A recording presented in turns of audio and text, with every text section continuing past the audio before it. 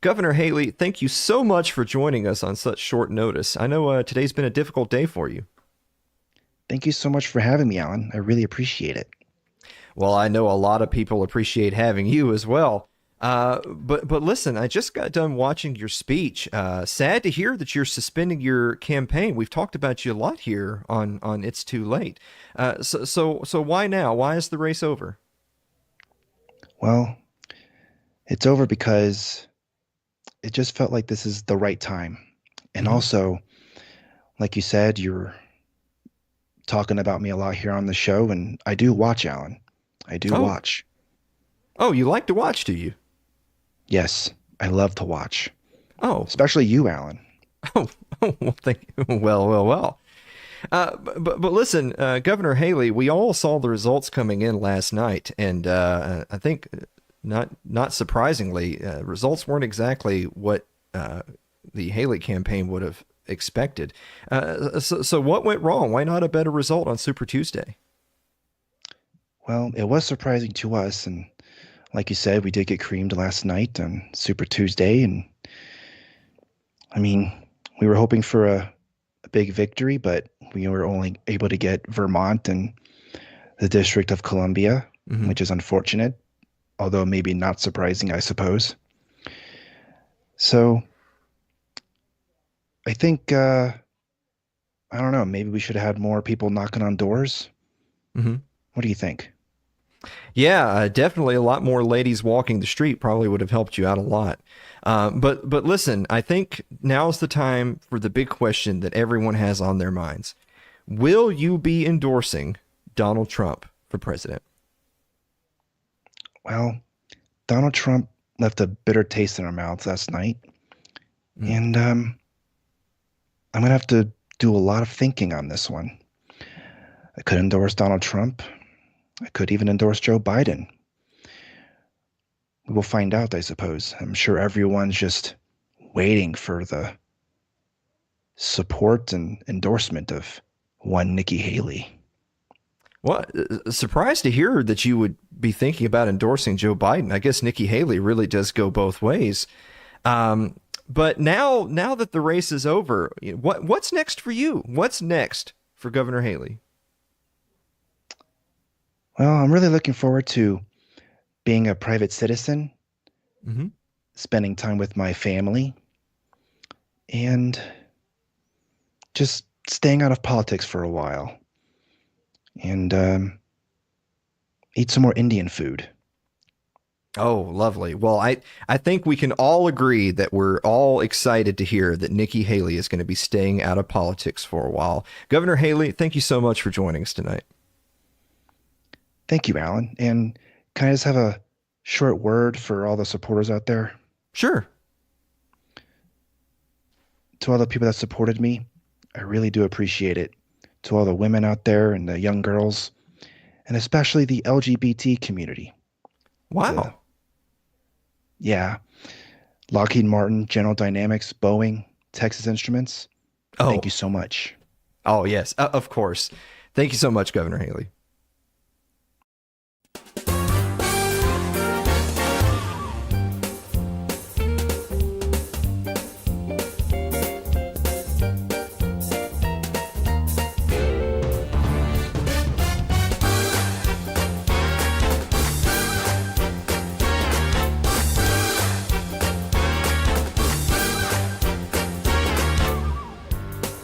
Ladies and gentlemen, now it's too late with Alan Mosley.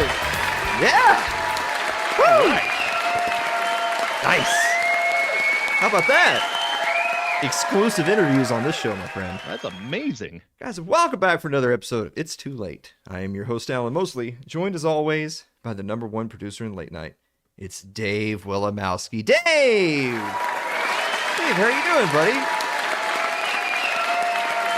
He's back! I'm back. Oh! Back. Yes. Let's straighten up a little bit. Yeah, it's I'm so happy to be back in the official producer studio.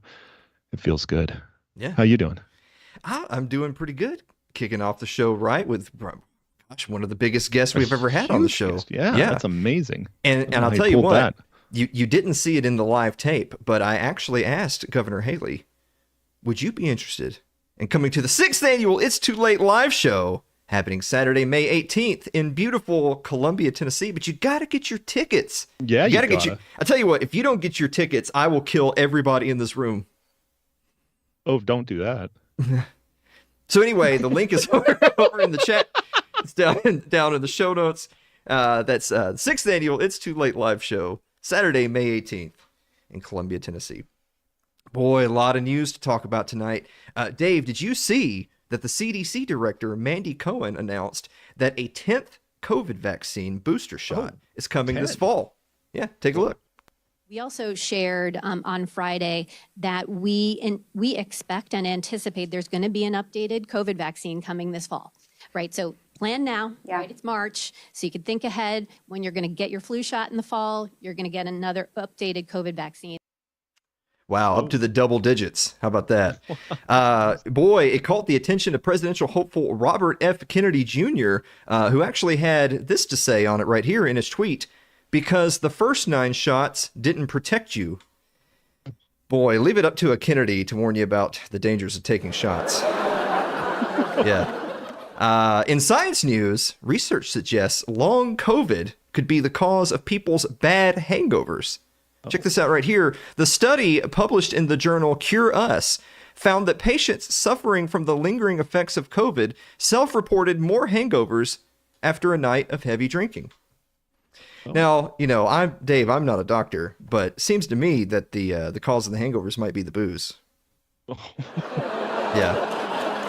I know you Might be. No. You wouldn't know anything about that though. In holiday news, with the end of February, so ends Black History Month. But March brings us Women's History Month, Dave. Oh, Yeah. nice. President Joe women. Biden is getting in the holiday spirit, taking a picture with all the female staffers at the White House. Take a look at this. Yeah. Oh. Wow, Michelle Obama's there too. Oh my God. Wow. Well, Dave, play the clip. One of these things is not like the others. And finally, this evening, in celebrity news, the internet is buzzing since last week's episode of Saturday Night Live featuring actress Sydney Sweeney. Here, take a look at Sydney.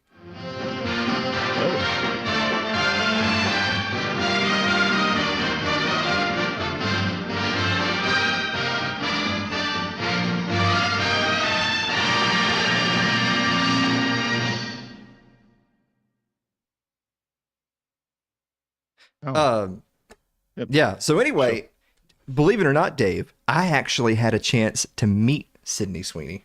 Are you kidding me? Yeah, I actually got the whole thing Meet on her. cell phone. Check this out. Her appearance, yeah, her appearance has sparked debate on what it is about Sweeney that attracts men. Actually, and this is not a joke. Check out this article right here from Evie magazine, digging into the vexing question: why do so many men love Sydney Sweeney? Boy, man, Dave, do you have an answer for that one? I'm just stumped. I mean, she's symmetrical. She's she's a pretty girl. Yeah, I don't know. I don't know if it's her acting talents or just her presentation. Some questions are just best left unanswered. I honestly don't have an answer for you. I don't know why men love Sydney Sweeney so much. Huh.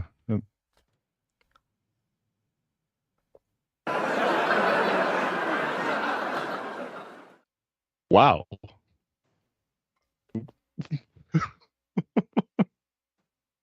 The whole thing, huh?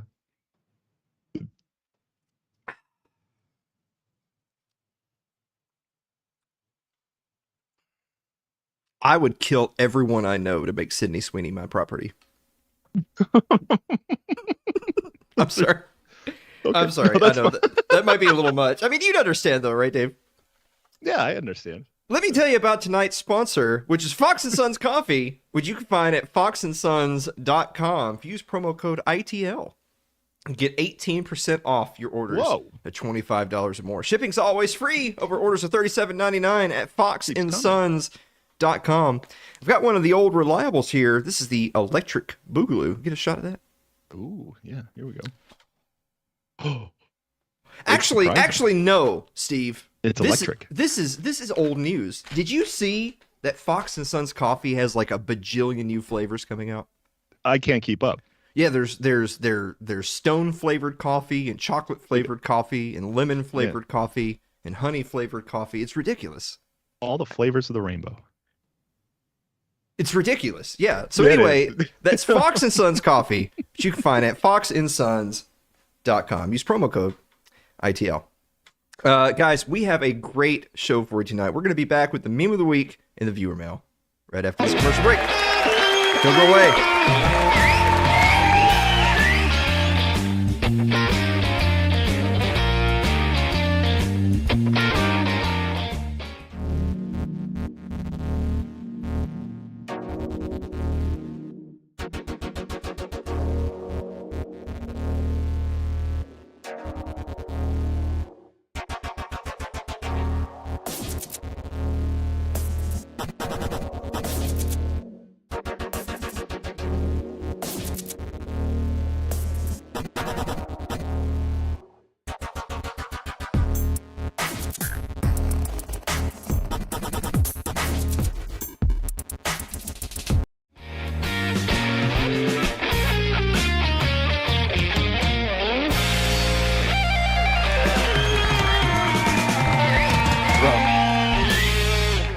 welcome back to the show, everybody. Tonight's fortune is wander often, wonder always. Oh, okay. I don't know. I don't have the budget to go wandering often. Oh, You know? I got stuff to do. I don't feel Dude, so that was good. that was a lot of milk. Yes, she was.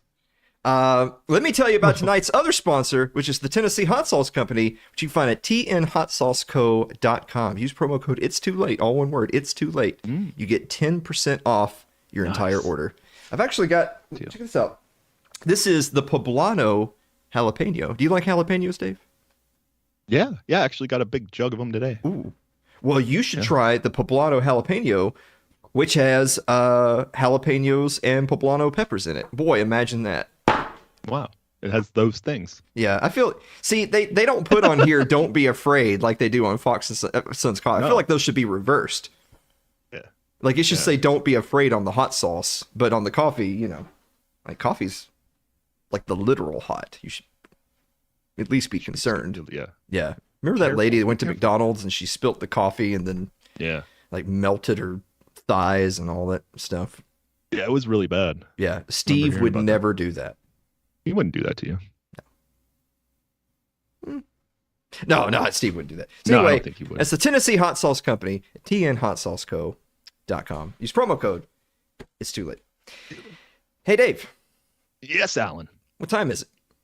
Time for meme of the week.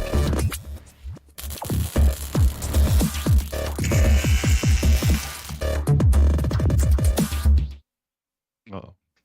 Mm-hmm. I'm proud of you, you know that. I hope you do. Wow. You I did know. it. I'm proud of you, Dave. But we do have a bonus meme. Check out the bonus meme. My name is Walter Hartwell White. I live at 308 Negra Arroyo Lane, Albuquerque, New Mexico, 87104.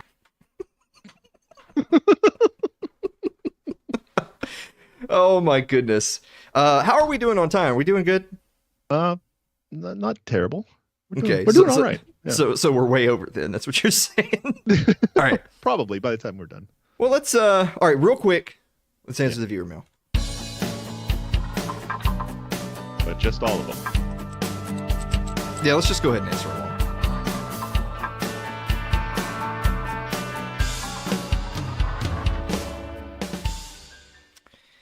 All right, the first question comes from Josh Wright, who writes, Dear Alan and Dave, why would someone choose to live somewhere that's not the South? We've gotten that question a number of times on this program, and every single time I've said it beggars belief. Because like everywhere north of the Mason-Dixon line is a literal hellscape from which there's no return. I like the winter. Yeah. So if you want to be like, then you move to the north. Andrew Avery writes, Dear Alan and Dave, are whiteboards remarkable? Oh, yeah. Yeah, they are.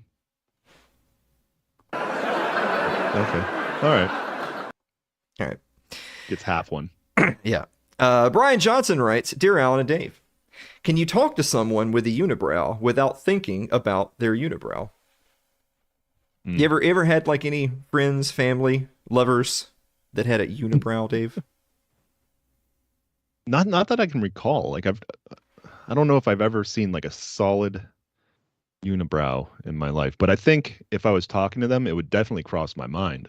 Mm-hmm. I don't know if I'd focus on it, but it's not like you can't not notice. Yeah. You definitely can't not notice, but I don't think I would have any problem with, keeping eye contact and not just staring at it, staring is only for people with disabilities, not fashion choices. Okay. Yeah. All right. Ryan Seifert writes, Dear Alan and Dave, are there two wolves who live inside of you? Actually, yeah, this is another one we've gotten on the show a ton of times. I have two wolves inside of me. There's KYS and KMS. Oh yeah. And let me tell you, it is a struggle. I bet. Yeah. I mean, it's kind of day to day, sometimes minute to minute. Mm-hmm. Yeah. I can see it. No, you can't. Is it that obvious? Oh my goodness. I do see it. Yeah. Okay. All right. Every day. All right. What about you, Dave? You got two wolves? Yeah, I think so, but they're kind of on the same page. They just don't. They're having trouble keeping up.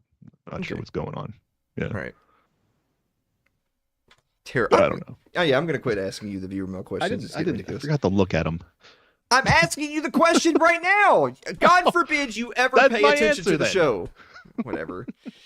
Aaron Kittner writes, Dear Alan and Dave, do you have a subscription to company that does weekly/monthly boxes, such as Dollar Shave Club, HelloFresh, Bespoke Post, etc.? I feel like, is this just becoming an advertising segment? Like, those people don't pay us, Aaron. Yeah. So we're going to quit reading your corporate propaganda on the show. But also, no, I don't have any of those types of subscription services. Because for me, whenever I see anything like that and I think to myself, oh, that would be really good because I would just plan out my schedule and then I would just fit this in. And then in the blink of an eye, there's going to be 3 HelloFresh boxes sitting in my garage, at room temperature, Because you've been eating cereal all week. Yeah, I've been eating ponchos, I told you, I've been to Ponchos like 3 or 4 times now, and the Ponchos girl hasn't been there. Oh, no. Yeah, I know. It's been long enough now that I kind of fear the worst. And it'd probably be weird if you asked about her. Like she's been deported. Oh. So anyway, earlier today, I happened to go, I didn't go to eat there. I was actually dropping something off. I went by Waffle House earlier today. Oh. And sure enough, they actually had their own little Latina shoddy up at the cash register. Yeah. So I'm like, oh, welly, well. Yeah. Como está? Yeah. Huh. It didn't go anywhere. Actually, they seemed pretty upset that I was there. So you weren't ordering or anything. Yeah. Keith McQuarrie writes, Dear Alan and Dave, how many ice cream sandwiches is too many ice cream sandwiches? Now, see, Keith is like Bizarro Aaron, because he's doing the, what would you do for a Klondike bar, but he took the corporate name out of it. Oh, okay. Yeah. Yeah, kind of. Mm-hmm. Yeah. I don't know. Probably more than a couple. You don't need to just eat ice cream sandwiches all the time. Yeah, I think 3 would be the borderline of 4's trouble. Well, there's the little bitty ice cream sandwiches. Yeah, there's a difference. Yeah, like 2 of those equals 1 regular fat guy's dessert. Yeah. Yeah, that's what I tell myself. Yeah. They're littler, so you can have 6 or 7. Littler. Gary Dykstra writes, Dear Alan and Dave, if you could bring any restaurant or store to your town that it currently doesn't have, what would it be? Oh, is there something you'd like to bring to town, Dave? No, well, give me a second. Okay. I'll tell you one for us is there is a Italian chain that's in East Tennessee called Gondolier. And I ate there every week when I was in school. Oh. That was like where all the broke college kids would go. We'd go to Gondolier. And I think they stop somewhere around the plateau, so we don't have them here. And I'm like, if there was a Ponchos and a Gondolier down the street from my house, I would kill myself slowly over the course of weeks and months. Yeah, it's got to go. There you go. Yeah, it's worth it. Yeah. What about you? You got one? I like burger places. I've never had it. I think it'd be neat to try like In-N-Out or something like that. I don't. What else there is? Oh, you're a Nikki Haley fan too, huh? Well. And finally tonight, Mary Lynn Willimowski writes, Dear Alan and Dave. Oh. What do you do if your significant other is snoring and keeping you awake at night? Oh no. Oh. Got problems in the snoring department, Dave? I don't notice any snoring coming from me, so I'm not sure what she's talking about. Oh God, but yeah, I don't notice what I do when I'm asleep. Yeah. Wow. Weird how that works. Usually I'll just kind of get them to roll and move, and then that gives you hopefully enough time so that you can pass out before it comes back. So I think that's my best advice. Okay. Well, you heard it here first, Mary. Hit him. Abuse is fine. Yeah. Physical violence. That's right. Sorry, Dave, you're wrong. The correct answer over there in chat from Matt Lacey was Waffle House. You were looking for Waffle House. Oh, okay. Yeah. Guys, we're going to be back with our guest tonight, documentary filmmaker Jason Rink, right after this commercial break. Don't go away.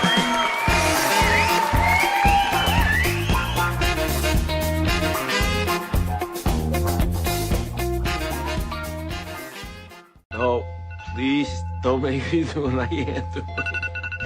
Can't do it. I can't. I can't do it. I just wanted to,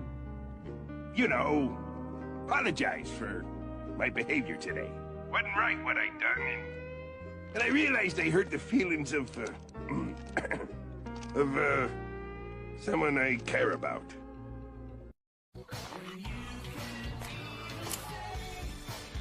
$45, huh?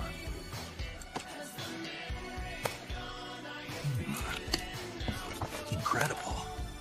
Do you like it?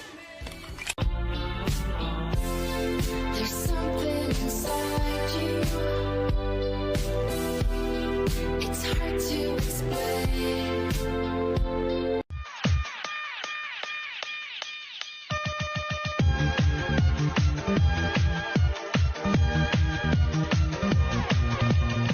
Do not eat uranium.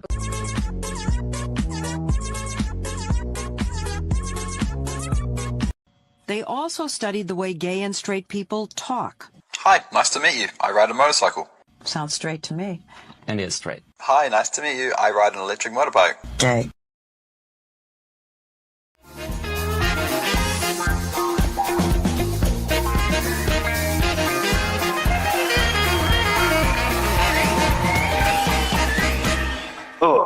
Welcome back to the show, everybody. Our guest this evening is making his third appearance on the show. It's known as the most canceled filmmaker in America. I hope that's not still true, by the way.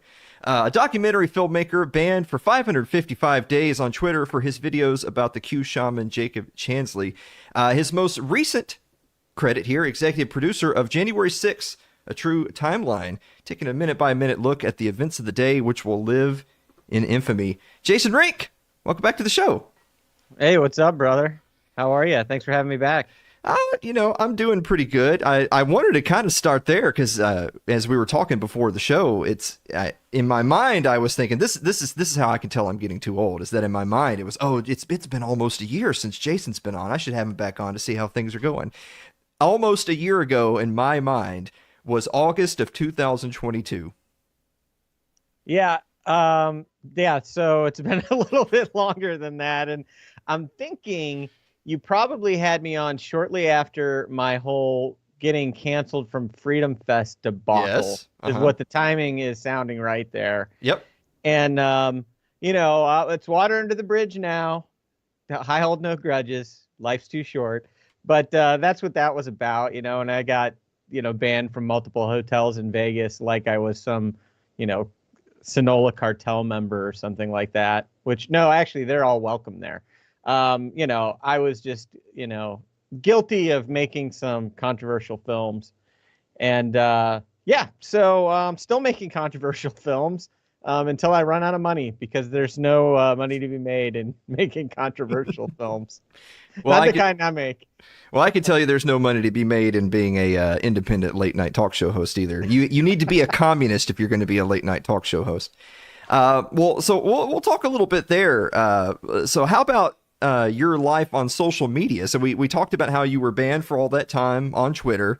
And then, of course, Elon Musk comes in, and there's kind of like that brief transition. And then all of a sudden, Jason Rink is back on Twitter, or at least your main account. Your main account is back on Twitter. You'll have to remind me how many different accounts you went through during that period of time. But have things on that front improved for you?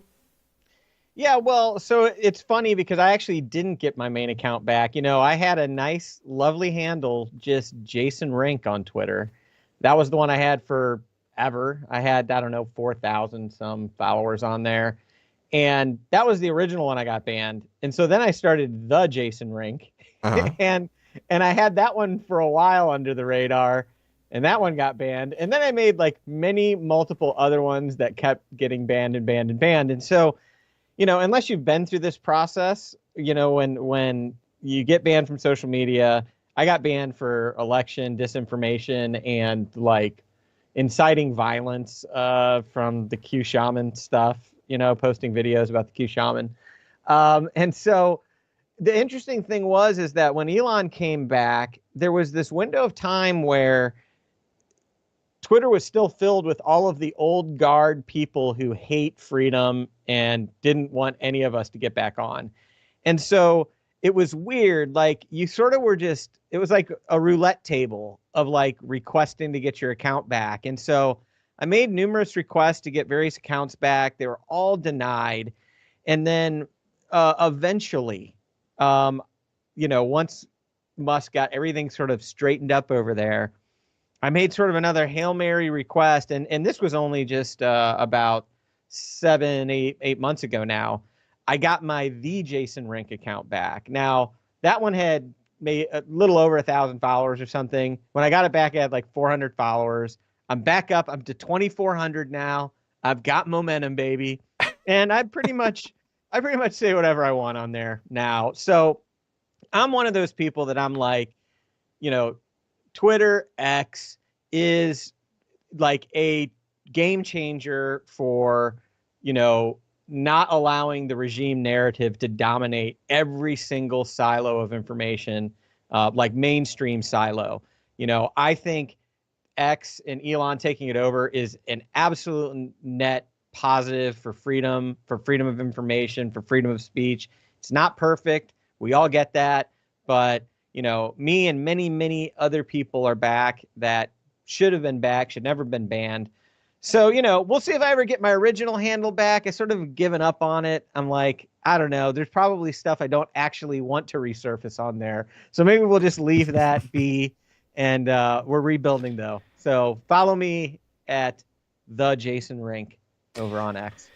Well, what kind of stands out to me from all that is that if the alleged offense that you did was, inciting violence or whatever, and their definition of you doing that is you were just posting videos and some of your own content related to January 6th or Jacob Chansley or whatever, is now you call yourself a filmmaker. Jason, I would never call you a journalist. I wouldn't call my worst enemy a journalist. That's something so foul to call someone. But I think what gets a lot of people, and I shouldn't even go down this rabbit hole because these people aren't thinking logically. They just attack people that aren't their friends. That's all it really boils down to. But what's the difference between a journalist posting, say, some cell phone video and them doing a quick little short for CNN outside the halls of Congress? That's roughly on par with exactly the same thing that someone like you would have done. So you have essentially the same pieces of content done by two different people at the same time on the same day, but one of them is reporting, and that's I'm positive that CNN's account is still there and was never deplatformed. But a bunch of other people's, such as yours, would be. I mean, does anyone ever deign to give an explanation on what the difference between the two is? Like, do I need a different type of colored check mark to demonstrate that I'm one of the approved voices? Yeah, there's a lot of confusion in that.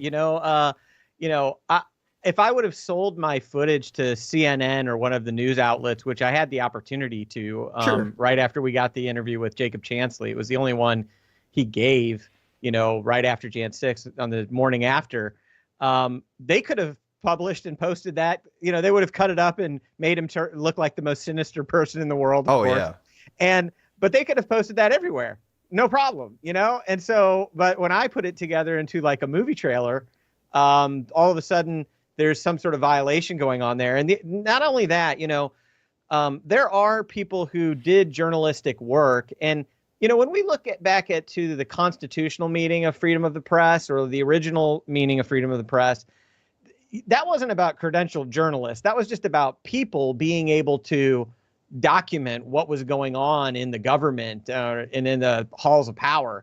The average citizen was always the press. That's only been reinvented as like, oh no, you've got to have credentials from some company that's owned and funded by BlackRock or whatever, and then you're a journalist. And so, but we've seen numerous people who were doing journalistic work on January 6th that have gone to trial. They've been arrested. They've had to go to trial. They just arrested or asked Steve Baker to turn himself in, who's a guy who broke a lot of very interesting stuff over the last few months about how one of the Capitol Police officers, I believe, probably committed perjury on the stand throughout the January 6th committee hearings. And, of course, that's not cool. So they had to arrest him. So, they are arresting non-credentialed journalists even to this day. you know, quote unquote non-credentialed. He's absolutely a journalist. But yeah, I think filmmaker's a more honorable title. I'll take that because journalist has been so degraded. Sure. Well, okay. Well, how about things then? You know, we talked a little bit about social media in particular, and you had mentioned, you know, the difference between you selling the footage to an outlet like CNN versus using it for yourself.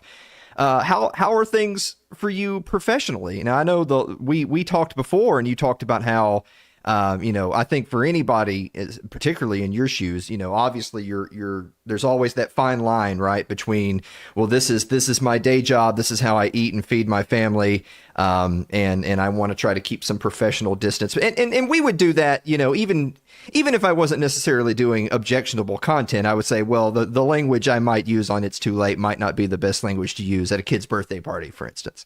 So I mean, that's just, you know, that just makes sense. So Howard, I think I'm afraid to say this because it could always go the other way really quick. But I feel like, and maybe this is partly a result of Elon Musk and Twitter and some of the changes that have been made, that it seems to be becoming more palatable to have certain opinions. Now, have you seen that reflection in your own professional life, or is this a classic case of I need to go touch grass, get offline? You know, things aren't any different. Yeah, well, I mean, when I decided to start making this stuff back in 2020, and I found myself in a little bit of hot water around it, you know, not being on the other side of approved messaging, you know, I had some concerns professionally. I have my own production company. I do work for commercial production as a commercial production company for businesses and all that. But, you know, it turned out most of the clients I worked with actually were like supported what I was up to. And, you know, it's like the way I see it, there's like at least 74 million Trump voters in the United States who probably are going to be cool with some of the opinions I have. And then libertarian-ish people, you know, independents. So it's really only people like on the left that, you know, it's a problem. And, you know, many of the large corporations and companies are dominated by those people. So I've definitely shifted to not do much professional work in that capacity. But at the same time, I've also I also think, you know, people are just scared and you know, I don't recommend risking your livelihood to speak opinions that you're not like willing to die for maybe. So, you know, it's like you know, I'm not so committed to the idea that Joe Biden probably didn't get 81 million votes. That I would, you know, I would die as a martyr for that. But like, I'm pretty convinced. And I'm pretty convinced January 6th was not an insurrection, you know, but like overall, I'm trying to live my life very congruently and very in alignment with who I believe, who I hold myself out to be and what I actually believe. And I try not to make any apologies for that. And I find that just I attract the people to me who want, you know, respect that, know where I'm coming from. And so, but I do think it's still a dangerous time. I have seen a shift in what's acceptable opinion, especially on Twitter. I think one thing, you look at the immigration issue, for example, Sure. like I think that has shifted massively. And, you know, there's other issues when it comes to, you know, racism and things that you see messaging on Twitter openly from people who never would have said this before, who are now like, hey, is it possible that this DEI thing is maybe creating like the opposite situation, you know, and all of that stuff. You're seeing messaging around that, you know, kind of mainstreaming. So I think overall, yeah, there's been a shift back, but at the same time, you know, it is still just the hyper like participatory people, you know, it's like it's the people who are really into this stuff. You know, I think if you go into a coffee shop down the street, you're still going to find people speaking in hushed tones around any potentially controversial idea that they have. And most people, I think, live their life that way. So I just try not to live my life that way. But I do think it is safer and easier to say what you want to say than it was, you know, just about 4 years ago, for sure. I mean, I live in Tennessee, Jason, so I'm around people that are driving up and down the street with a Confederate flag. So those people aren't exactly operating with hushed voices, myself included. But one thing that kind of just touching briefly on there is that while it may seem like certain opinions are at least, and I'm not necessarily I agree or disagree with anything. I'm just simply saying that discussion about more things is allowed. You're not going to Yeah, be, exactly. Me too. Yeah, you're not going to be doxxed and lose your job and all that kind of stuff. But on the other hand, I sometimes I worry. I'll use this one thing as an example. Caitlin Johnstone, who is, someone who we politically may not agree a lot with, but she's a very big time anti-war advocate, and I can respect that immensely. And she's written a lot, obviously recently about Israel and Palestine. And by the way, I didn't invite you on to talk about Israel and Palestine, so you can wipe the sweat from your brow. However, I know that she's written a lot about that. She's written a lot about the young guy who set himself on fire, Aaron Bush. Yeah. We talked about him last week and how powerful this is and what a protest this is and all that. And I'm not disagreeing in principle with any of the things that she's saying. What I'm saying is that when I close my browser and walk out my door and drive around Columbia, Tennessee, you know how many people are talking about all that? Zero. Yeah. No one is discussing any of those issues. It's only happening on my computer screen. So I feel like while it's nice to see more conversation, there's a big disconnect between the direction people think things are going and what the common salt of the earth everyday man really gives a crap about. Yeah, I think that's absolutely true. And I think, it's really difficult to get into that headspace sometimes because, I've been deep in these ideas, what I would say is anti-establishment thinking since about 2007, really. I mean, I really started getting into it in the early 2000s, but what Ron Paul really turned me on to it, and so that is true. And, the thing is that I think really it's about once you wake up to certain ideas and you have certain realizations, the red pill's so overused, but it's like, your worldview does shift. And so the problem for people like us is that we see it everywhere, right? We see the problems, the overreach of the state, the encroachments on our liberties. Like we see it around every corner. And the average person is like, bro, I'm just trying to get like my mutual fund to not suck and like maybe get Social Security when I'm 65. And, they don't even see the TSA as an infringement of their, rights at this point because it's been around for freaking 20 years, So I do think that that's where the role of like culture really comes into play. And, I think, I don't know how this film's going to be, but, the Civil War movie that's coming out here in like a month or so, like that's going to do more to bring the topic of Civil War into the general conversation than anything else that's happening in like the political like wings of Twitter, right? And so I do think it's still important to really figure out how to hack culture with the ideas that we want to promote and to try to wake people up to what's really happening.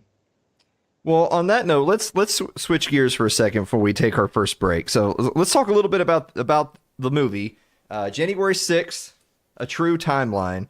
I know you're credited as executive producer. So when you were last on, of course, the stuff with the insurrection itself, and those your sit down with Jacob Chansley. But this film right here, and again, you talk about things being more and more a part of the zeitgeist.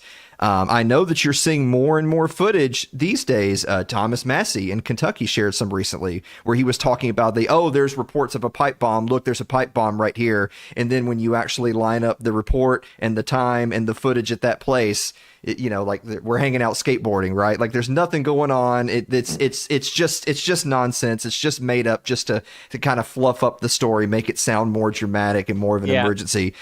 So what could people expect if they watch this film? Yeah, so with J6 A True Timeline, what the goal was here is, through my journeys making films around the Stop the Steal movement and then the Jacob Chansley movie, and then all of the people that I got to meet and rub shoulders with, and all of the footage we amassed, we started to build this like huge library of video content. You know, we had access to CCTV camera footage that the public didn't have months ago. We had body cam footage. We had all sorts of footage that we'd amassed in this huge Dropbox. And, you know, and we were like, look, people haven't seen how the day unfolded in real time. People have seen clips from, you know, 4:30 in the afternoon, and then a clip from 1 p.m. in the afternoon. And then, you know, and so people are like, people have this idea about January 6th that's completely inaccurate. Even people on the side who believes that it was just like basically a protest, and the people on the side that it was like the worst thing that happened since 9/11. There's actual inaccuracy about what people believe, you know? And we said, what if we could put a piece together that was interesting? You know, we can't just show 44,000 hours of footage or however much, you know, in a row. It's like we got to storytell with it. So what if we could storytell about how the events unfolded, show multicams, help people understand what they're seeing, when things happened in real time, when this breach, when that breach, when this person died, when this person died. Oh, by the way, we have, you know, body cams and some interesting things police are saying. And we have the radio chatter. You know, we got that file. So all of that stuff we brought together, and we put it together in a film that's a little over an hour long that really, I think, leads people on like a forensic journey about how the events of the day unfolded. And our response has been great to this. I mean, I think we've got, you know, millions of views online, various sources so far. And we are working on an extended and revised cut to, you know, for the lead up of the coming January 6th.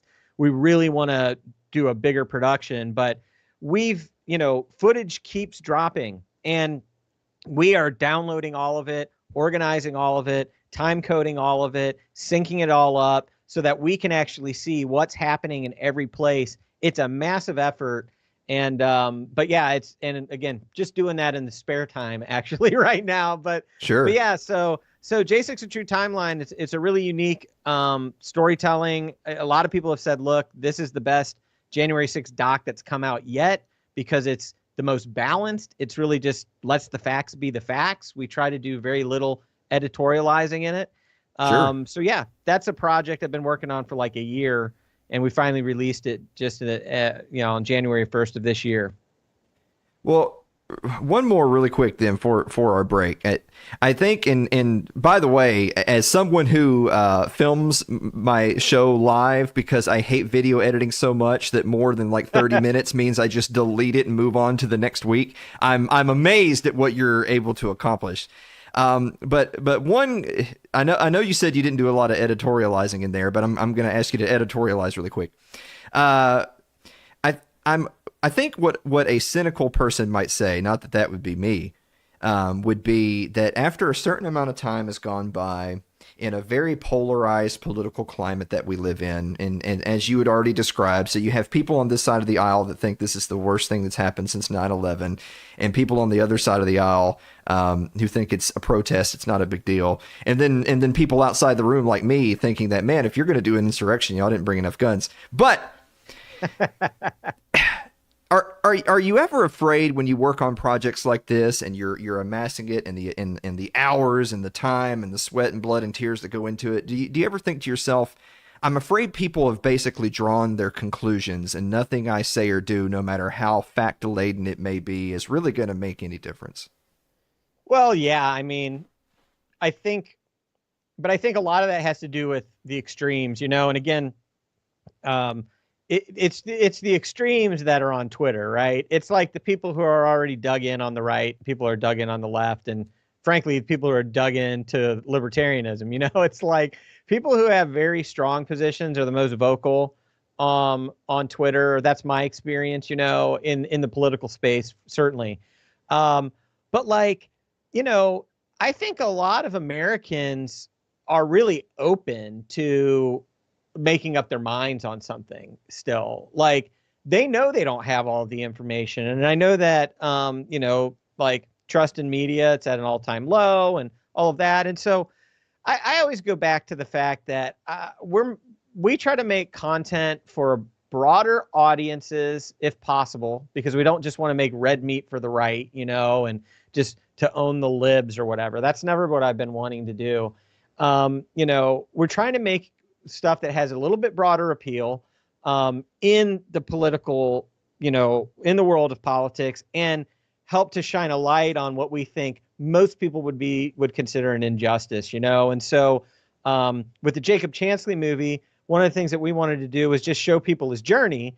And most people, no matter what they believe about him, once they see him and get to know him and understand kind of what happened to him, he comes off as a sympathetic guy, and like he was railroaded, And with the J6 A True Timeline, when people find out for the first time that like there was already like munitions being fired in the riot, quote unquote, and while Donald Trump was still talking, like, the idea that Donald Trump wasn't even finished giving a speech and they'd already breached all of the gates, and that the cops were already like either shooting like rubber bullets, or some of the first munitions were starting to go off before Trump was done. Like, a lot of people don't know those facts. A lot of people don't know, that there are cops that day who were like, we were set up. They set us up to fail. Like, why didn't they provide us the information and the gear we needed? They don't understand that.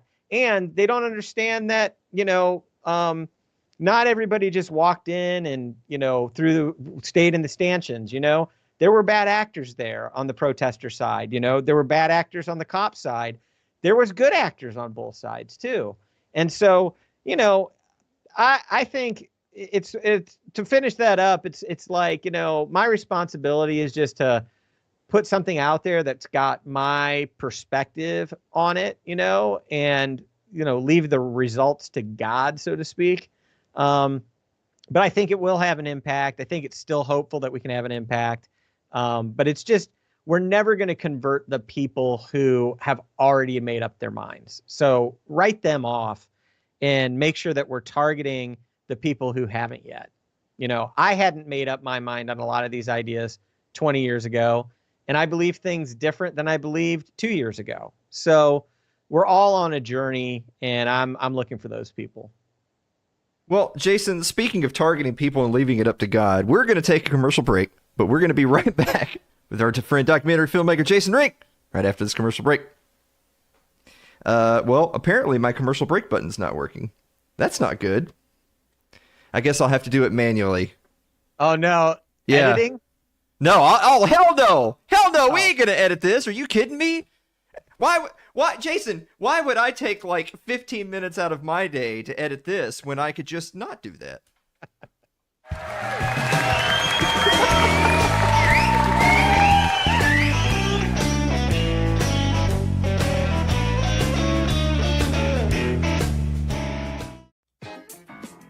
It's Too Late with Alan Mosley is proudly supported by Fox & Sons Coffee. Fans of It's Too Late use code ITL and receive 18% off orders of $25 or more. Shipping's always free on orders over $37.99. To get yours today at their website, which is www.foxinsons.com. It's www.foxinsons.com.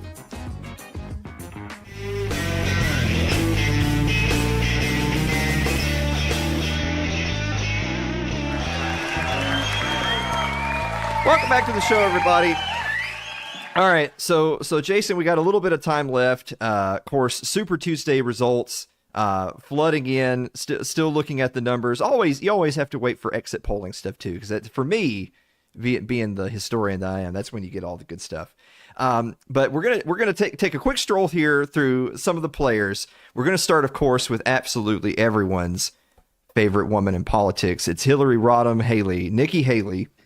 Yes. Jason, the only question I have for you for Nikki Haley is why do you think she has stayed in the race this long? Yeah, well, there's two things I'll point to. Number one, she won D.C. The District of Columbia. Yeah. She won. It'll be the only thing she wins. But I think that tells you everything you need to know about Nikki Haley and her campaign and who she's out to serve, right? Yeah, absolutely. And so the truth is that is still a powerful, group of voters, right? But the other thing is I think the establishment wants to make sure they have somebody in the race who hasn't conceded or paused their campaign in case Donald Trump doesn't get thrown in jail. And, I've never been a person to say that the hand of God is on Donald Trump, but man, it just seems like he is Teflon Don in so many ways. And so people have written it off like it's a foregone conclusion that he's going to be convicted and imprisoned for something before, the inauguration next year. And I'm just like, you know what? This is the year of crazy black swan events. And I think it's possible he just might pull through, but they've got her there waiting in the wings to be able to trot her out as the person who's gotten the second most delegates, right, at this point. And so that's why she's in. That's it. She's a placeholder for the establishment. That's where it's at. Well, okay. So Teflon Don, Donald Trump himself. I think a question that a lot of people have, especially as we see, let's face it, if nothing else happens, if there's no other major developments, either with one of these old timers tickers going off, or in the courtroom, Donald Trump is going to win the Republican nomination. But that leads us to the interesting question of who would his potential vice presidential pick be? Of course, we all know it's probably not going to be Mike Pence again. But really, of course, that's probably the biggest criticism of Donald Trump at all, right? Is that he's already had a term as president. And for all the talk of draining the swamp and the swamp monsters and running Washington like a business and all that crap, what's he do? He goes up there and immediately gets in bed and appoints not just swamp monsters, but frankly, some of the worst. I mean, the Jeff Sessions of the world and the Mike Pompeos of the world and the John Boltons of the world, the Nikki Haley's of the world are the people that are working under the Trump administration. Who do you think will be Trump's vice VP pick? Well, I want to say I have a different perspective on Trump in a few different arenas. Number one, I voted for Gary Johnson in 2016. I did vote for Trump in 2020. I just voted for him in the primary today here in Texas. I'm fully on board. Wait, hold on. So what you're telling me is everyone you vote for loses. Is that what you're trying to say? Yeah. Okay. All right. Yeah. So exactly. So, hey, Biden 2024, he's going to win, but the other thing is, I remember seeing Trump in the year when he was running in the run up to 2016. He spoke at Freedom Fest. Some people might remember this. It was like 800 people in the room. Trump speaks at Freedom Fest. I want to say it's in, I don't know if it was 2014 or 2015. I forget. And I remembered thinking at that time, I was like, a lot of people run for president to build their brand, and for what it does to their brand, and I was like, Donald Trump does not actually think he's going to win. And as he kept running in 2016, I still was convinced that as he was going through the primary, that he was not convinced he was going to win the primary.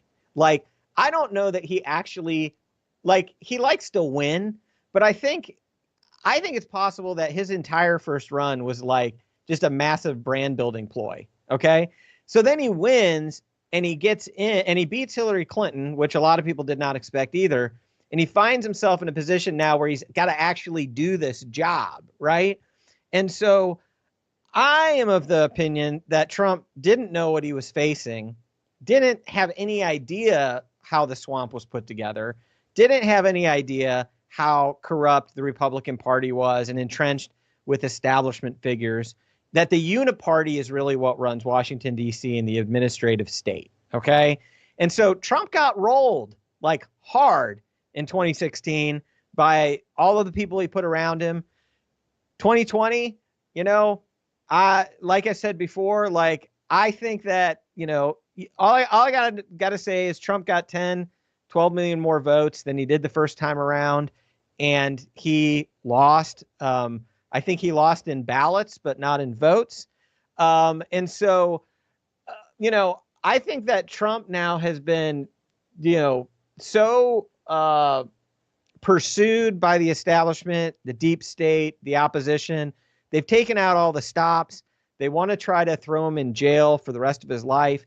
And so I'm willing to give Trump like an opportunity, a do-over, let's say, this go around. My I'm prepared to be disappointed, with the next Trump administration, but I hope that he has like the rage of 1,000 suns when he goes in, if he were to win and become president. And like, I want him to like aggressively use power against his enemies. Like, that's what I actually want to see. I want to see Revenge Trump go in there and dismantle the deep state. And if he would want to do that, my choice for him as VP is Vivek Ramaswamy. Like, I think Vivek is one of the best articulators of the ideas. I think he's better articulator than Trump is. I think that Vivek understands the administrative state. I think his position of using Social Security numbers to trim 75% of the federal staff by just saying, okay, if your Social Security ends in an odd number, you're out. Okay, now whoever's left, the even numbers, or, whatever. Or it's like, if it's between this and this, it's like whatever he does. So that's what I'd like to see. And I think the VP pick will say a lot about what we can expect from Trump, like whether he's actually learned anything, whether he's actually going to change or do anything different. I don't think he's going to pick Vivek or anybody that's really that tough. I think Trump needs to have he needs a soft, more beta to his alpha. I think that's what he likes. And also, let's not forget that over the years and decades, many times a dangerous president, quote unquote dangerous, will be saddled with a VP choice that they don't really love. That's what they did with Reagan, with Bush. And I think that's really what happened with Pence, frankly. I mean, I think Pence was always a weak sucker. And so, I think the VP choice is more likely going to be disappointing, but Vivek is who I'd like to see him choose. And if he does choose Vivek, then I'll think that's a signal of where he's going to take that administration. Well, I do agree with you that the VP pick, it's not necessarily the most important thing in terms of necessity, but I definitely do think it'll be a big signal. Like, a few weeks ago, I don't think this will happen, but a few weeks ago, people were talking about, oh, well, imagine Nikki Haley drops out as the last contender with any type of delegates to her name at all, and then Trump picks Nikki Haley as his VP. I think if Trump picked Nikki Haley or someone like Nikki Haley as his VP, you absolutely damn well know what direction that's going in, and it's not a good one. Yeah, and I think that possibility, I think Trump kind of left the door open. Originally, the door was kind of left open, like it might happen. The only reason it would have been strategic is if she actually looked like she was getting any delegates. You know what I mean? Like, that's Sure. the only reason, because it makes absolutely no sense for her to bring her on board in any way. I know people have talked about Tulsi Gabbard, and it's like, I like a lot of things about Tulsi Gabbard. But I think that here's what I think is that this is all about a play for independents this year. But I think the independents are breaking to the right really, really strong in all the polling that we're seeing. And so, obviously this also is totally based off of ignoring the fact that the Democrats have the most sophisticated and well-funded election fortification system that's ever been built in like the history of the human race. Like, and also with the CIA, supporting them, and they've done, all sorts of funny things when it comes to international elections. They know how to create coups. They know how to pull off false flags. And so, I just think don't underestimate the ability for the Democrats. If you're sitting out there and you believe that 2020 was totally above board, no problems there, that's fine. I'm not going to argue with you about that. But I don't think you should be so naive to not understand the hundreds of millions of dollars or even billions of dollars of dark money that's happening around, behind the scenes to try to set the table or create a situation where things could be shifted into the favor of Joe Biden, who is very, very weak going to this election. I mean, Biden campaigned from his basement in 2020, and the excuse was COVID. That excuse does not exist anymore. And so Joe Biden is not going to be able to stay out of the spotlight. He's in much worse shape than he was 4 years ago. Like, if you look at videos from him in 2018, like he was pretty on his game. Like, he wasn't bad. 2016, 2018, he was looking sharp. He's declined massively. And so I think this is going to be a really big problem. I also just want to say, I think it's possible you won't see a Biden-Trump debate. I believe that the Democrats are prepared to say, well, Trump didn't debate anybody on the Republican field on his way, to win the primary. And so we're not going to debate Trump. I think they're absolutely prepared to play that card and use the leverage that they think they have because, Trump was too scared to debate or whatever and all of that. I don't know that that's going to work with people, but I do think the thing I'm looking forward to the most is seeing a debate between Trump and Joe Biden. I mean, I'm here for the lulz, dude. Like, absolutely.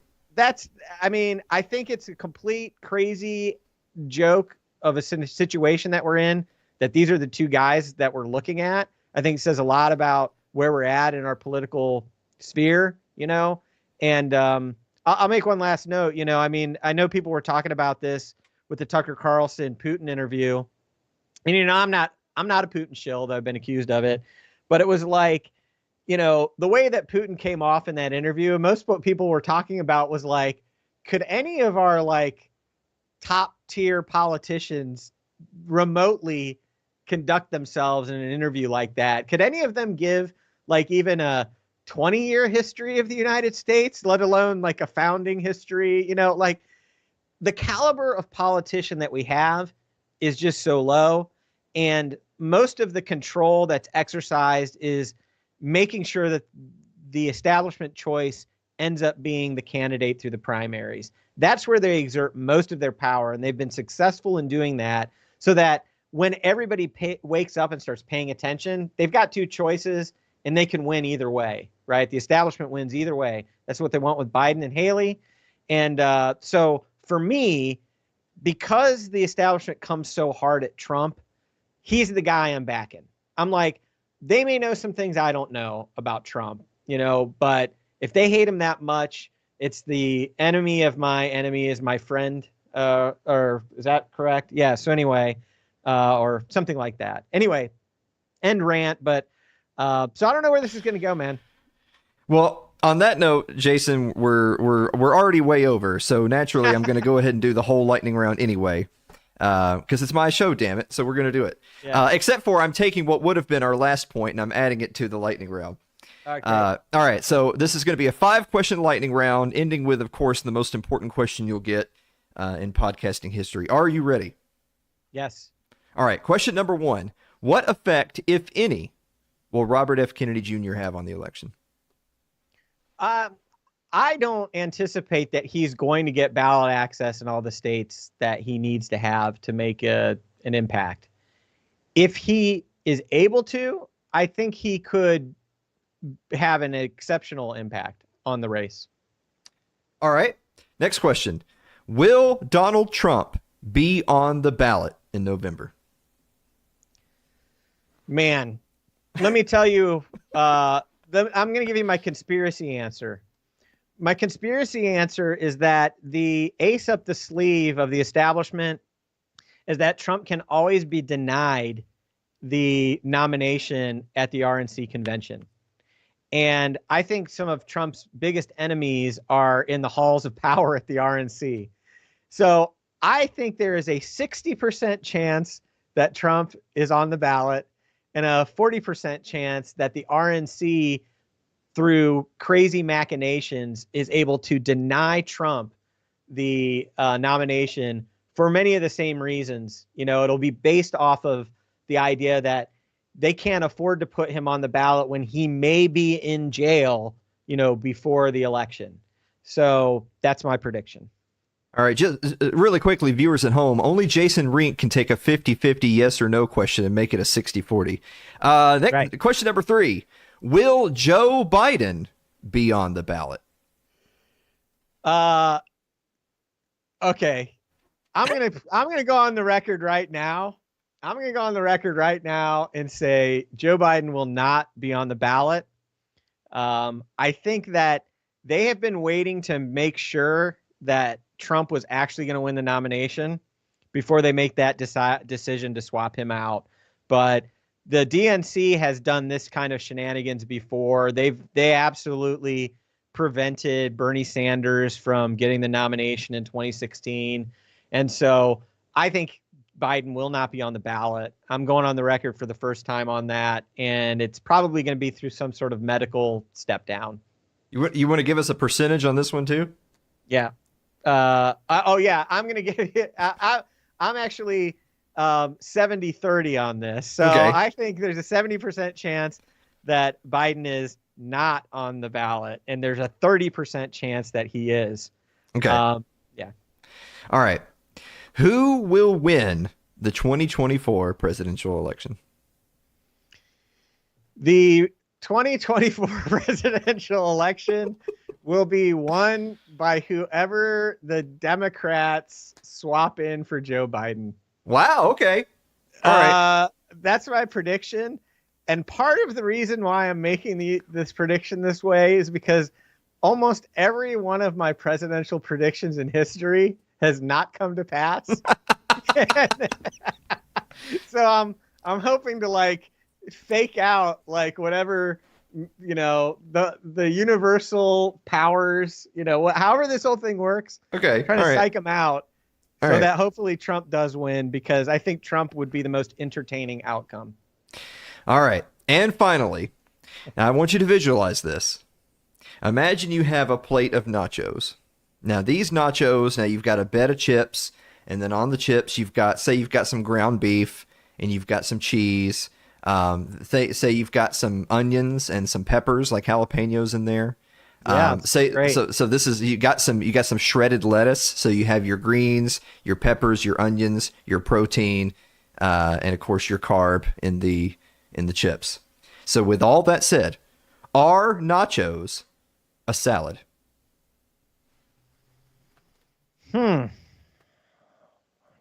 Yeah, that's a really great question. I mean, you know, I'm going to say yes, because if the chips are shaped into a bowl, they call it a taco salad. And nachos is just when the bowl's broken. So that's my final answer. All right. on that. Nachos are a salad. Final answer. That is correct. Nachos are indeed a salad. Good job, All right. Jason Rink. I knew you would get it. I don't think I actually asked you a food question on your previous appearance. So that brings you up to 1-0 on the It's Too Late food quiz. There's a handful of other people that are 1-0. Most people are woefully lacking in the food quiz department. So right. you're currently at 100%. But I've been informed by other previous guests who are still upset about their answers to this day that I can't rank people unless they've had at least a few of the questions. So you're not on the, it's like being an NFL quarterback, but you have to have a minimum of 100 attempts to be on the leaderboard. Yeah, I could have just got lucky on that one. It's true. Doesn't necessarily say anything. But listen, you got to have me on like prior to 2 years from now, so I could get my numbers up, because I want to be on the food quiz leaderboard when that's what I'm looking for. And I don't know who's at the top of that thing right now, but like whoever it is, I'm coming for him. Yeah. Well, when Asa Hutchinson wins the 2024 presidential election against Gavin Newsom, we'll have you back on the show to explain where everything went wrong. Yeah. Perfect. All Love right. it. Guys. Wait, hold on. Why am I going to the break when I haven't given you a chance to plug yourself yet? I'm doing a terrible job tonight. Jason, No, this is great. where can people go to support you and check out more of your content? I just want you to go one place. Go to Twitter, also known as X, the Jason Rink. I'm trying to build my followers back up there, and that's where I have like no to low filter in what I really think, and that's where I try out all my comedy material. So come there for the jokes, for the memes, and for the hot takes. So that's where I post links to everything that's happening, and you can see the entire film, J6 A True Timeline, pinned to the top of my Twitter feed right now. So yeah, check it out. All right. Well, guys, we're going to be here to wrap up the show right after this commercial break. Don't go away.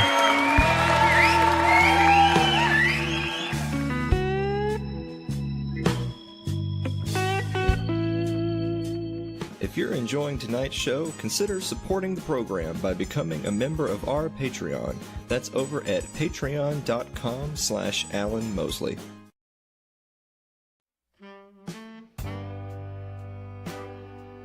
Like our Facebook page. It's facebook.com/Alan Mosley TV. You can follow me on Twitter, twitter.com/Alan Mosley TV.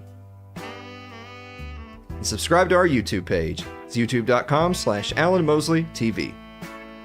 But if you're more of a listener than a watcher, you get us on your favorite podcasting platform of choice thanks to Spotify. It's Too Late with Alan Mosley and @Alan Mosley TV.